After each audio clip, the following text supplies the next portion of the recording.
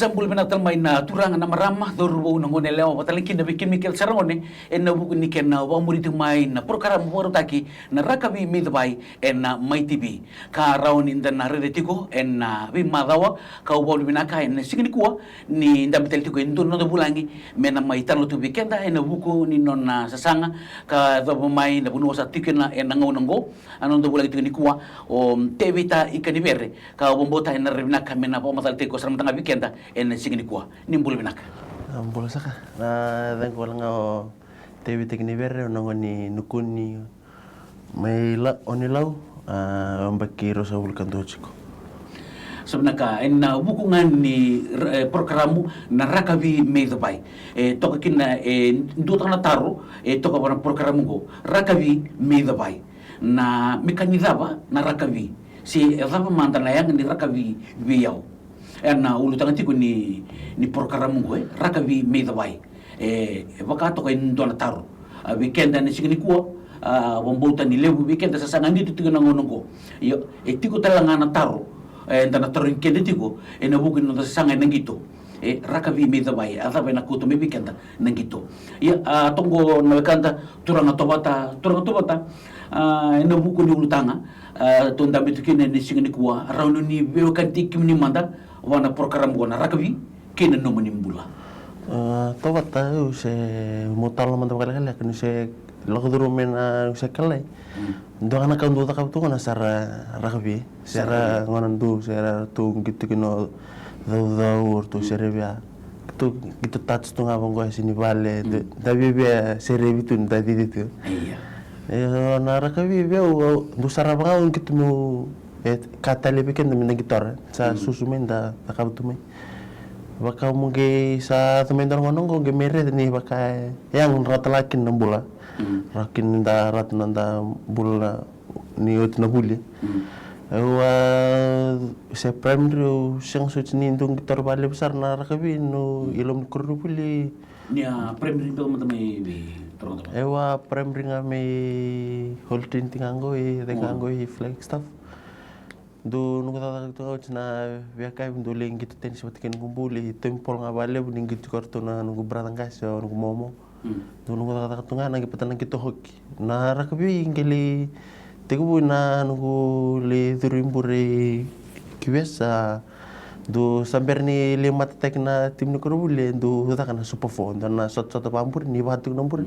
tigo busar nga nung sa gay duri ni kinay kiwesa iya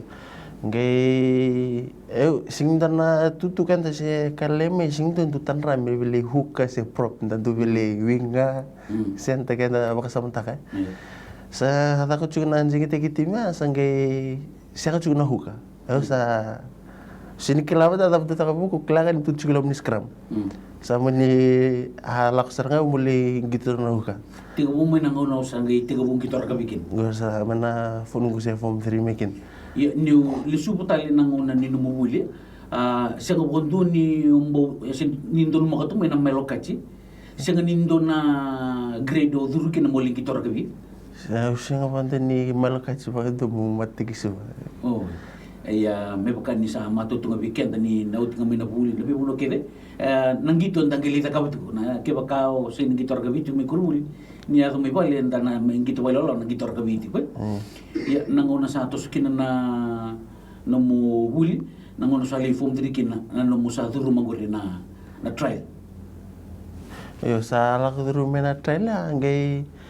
kanto na kin mong gito raka yo kuna terin na matakalay terin talangan na kay yo sin liver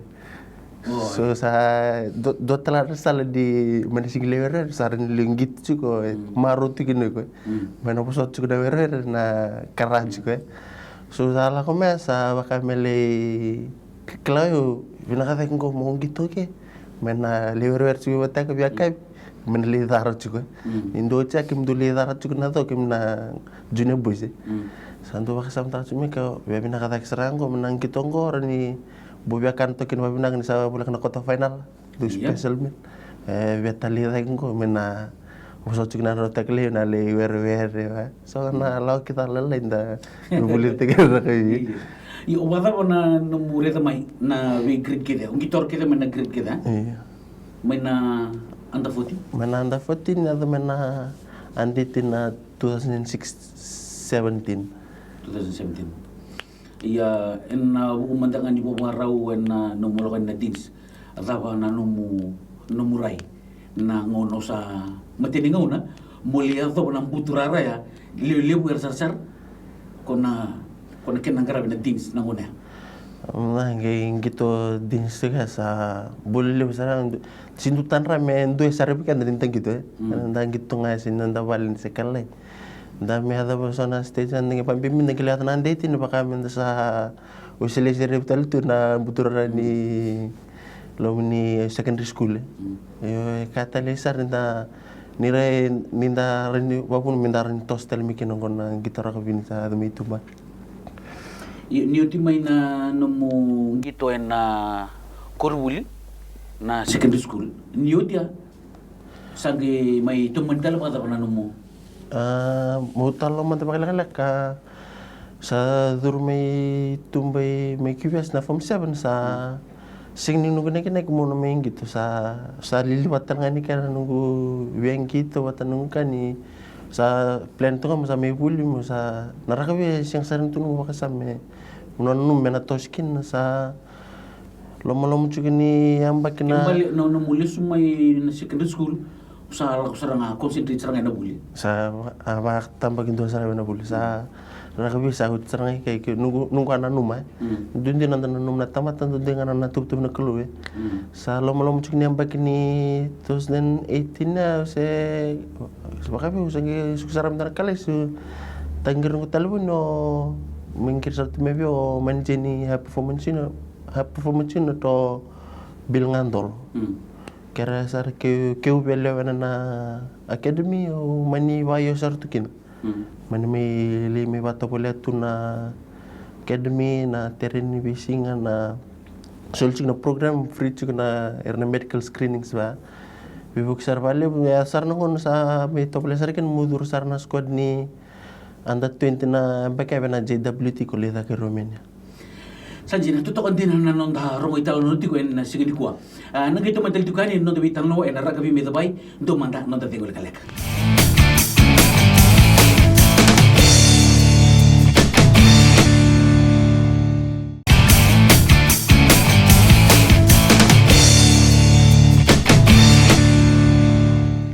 Tumantel tiko na nonda vital noa en ragabi medabay no do bulangi te vita ikanibere ka kami tesar juga nonton juga non ital noa en buku ni nona wuli me to basara na bunua sa ya to tikina en ngau nango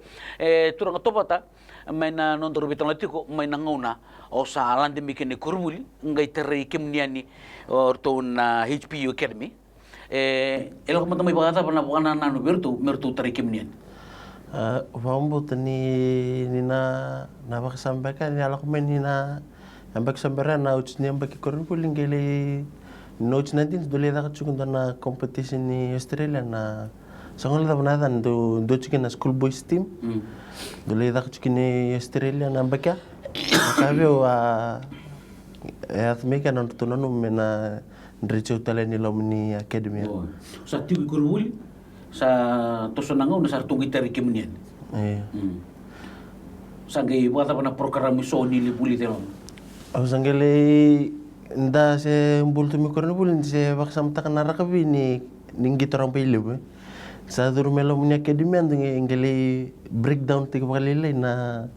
we faces ke ningi to na mena racks kona we kanta desin ko wita katuninda gitu ngani we sarabi sa durmelo munya academy ngeli wulidikina na Iko mendapat tamping itu betana nomu position skills na pakai na hook nunggu skills ya na wiri na scrummaging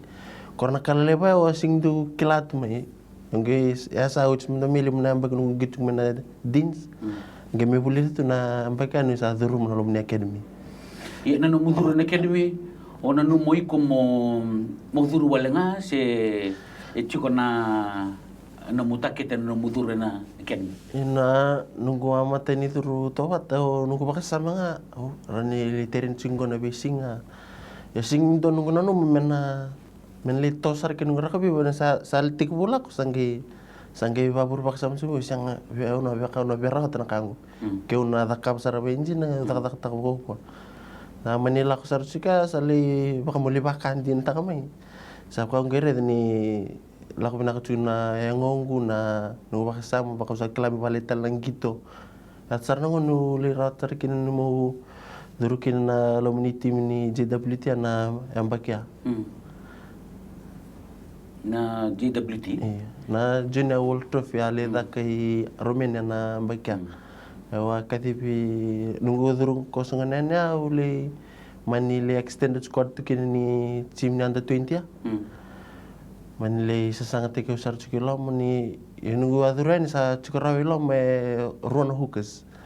Eu mungkin sasangat ke kena rawat rawat mo duar nunggu tutu ni lako. Batin na lako ba? Kembali ni ambil to ko muni standby tonga. Iya, makanya me kan manin to rumah buat na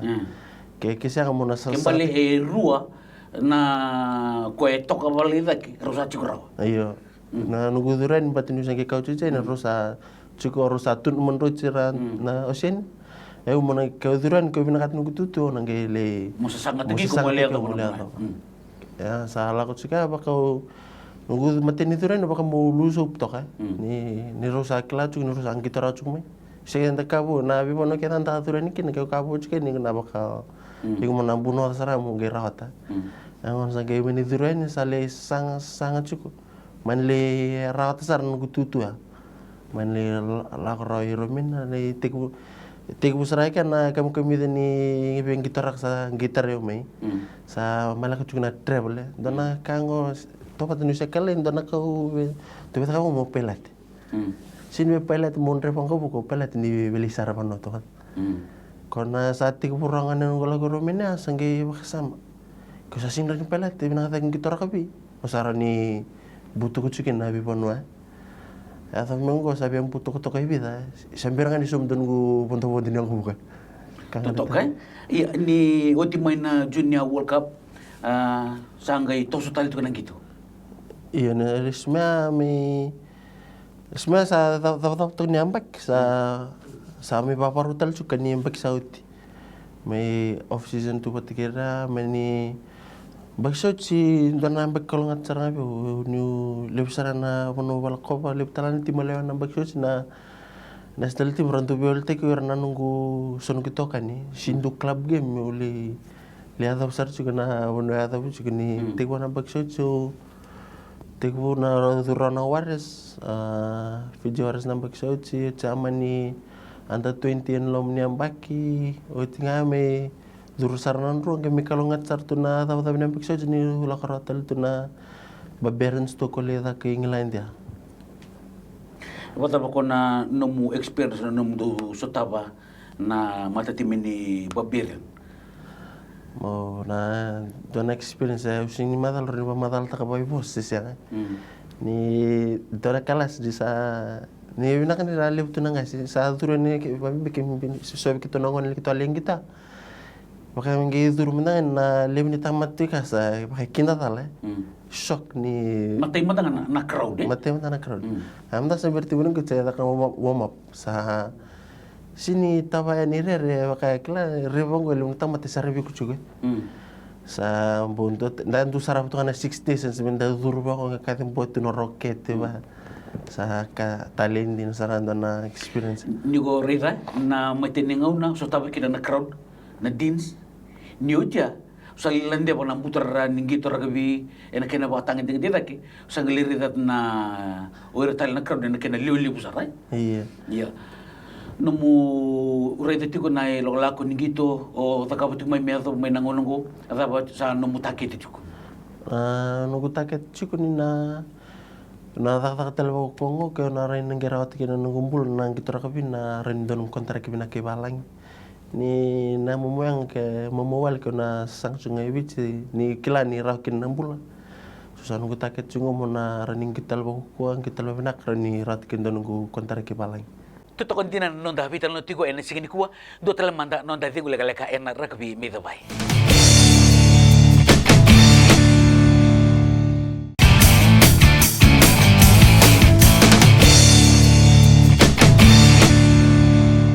Tuman Antal tigo non da vital no en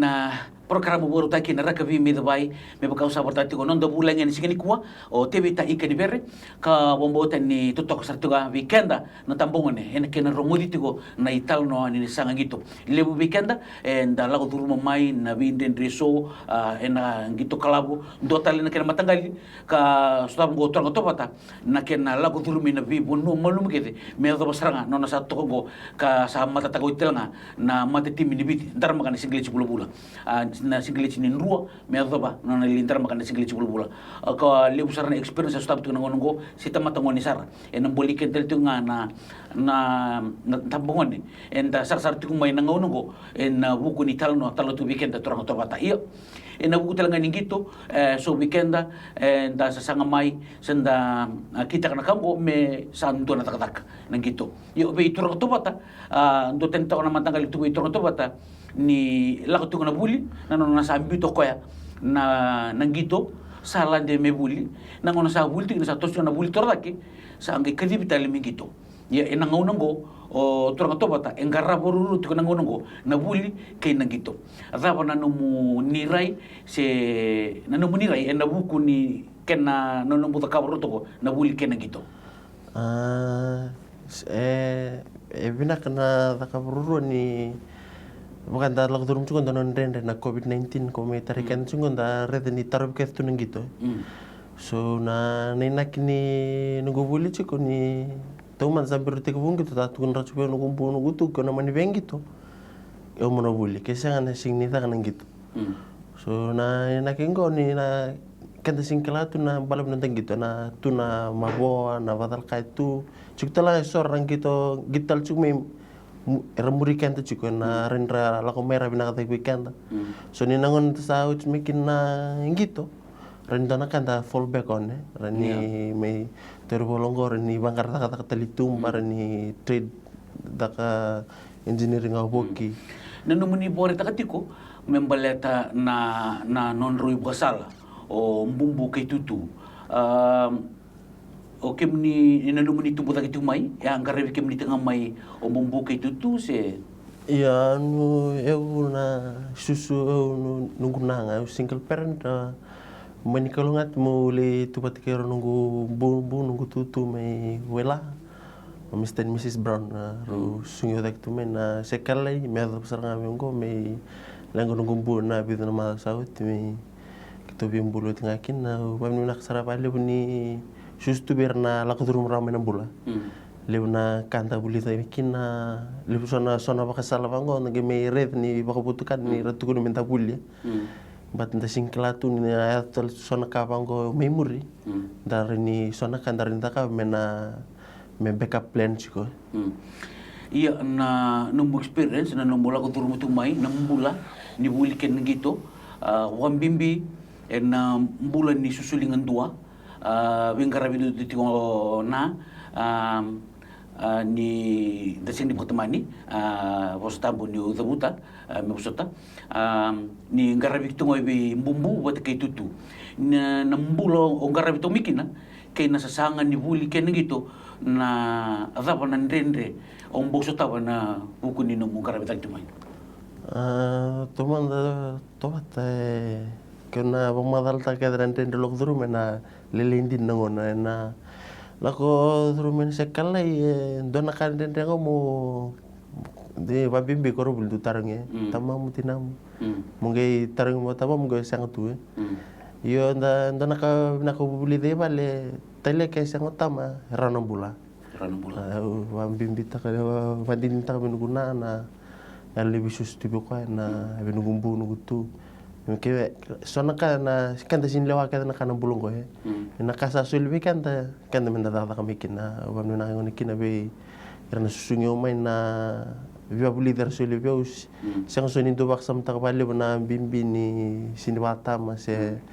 kan zanan de tay na data nga na kanda satu weekend lagu rumah me kita rakabi baka me sona ka baka rakabi nda babun kina menda sona ribanda kutten kina dari nin roten tumi kina sona bakasamba bam nang kina bale na matagal bisus kana bitum bera tak mebia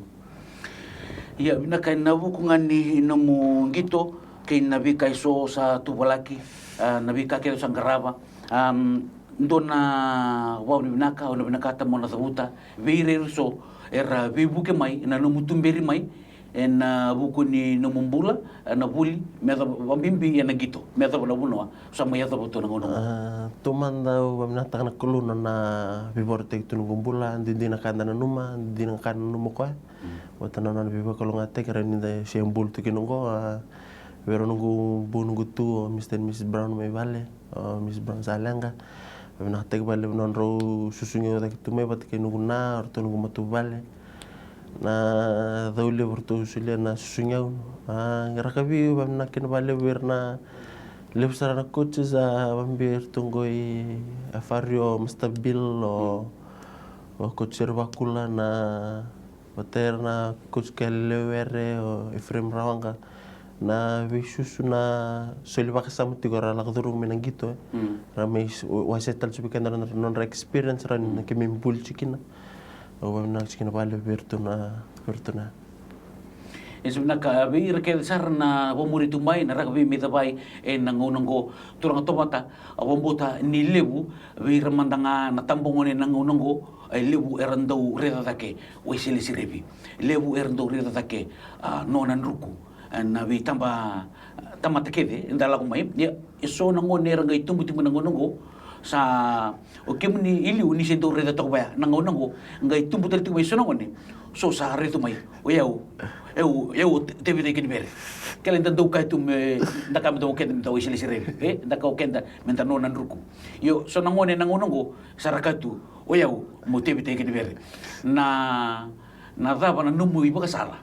veira na tambongone era do bomburito mai na numu gito nangonongo nunggu pakasala ngaber nangon ke sama na numu no beling kito sulia ketara ke numundina kelai kuna taka bukukoa mo nang gerawat na beka na sang taka bambibi mo ngarap tu bimna na kulongo ni dindino na numa yo menda barra tu ngabwa sai koya tutokan din na ibakasala tutokan na itala noa da mai rongo tiko na itala noa ke ni turanga tobata tebita ikanibere ngo uka tiko ni flying pigeon ka bombota na nona ibakasala weekend na tambongoni santa pina katiko menda tebita ikanibere tiko nangongo na numutiko na ibakasala sambi tutoranga tobata sarao mina bande sarao telanga mena nonda intusi tiko na bukin nonda sangito nangongo sai koya nonda programo na rakavi medabai singin kuwa ni bukati naka ni samode.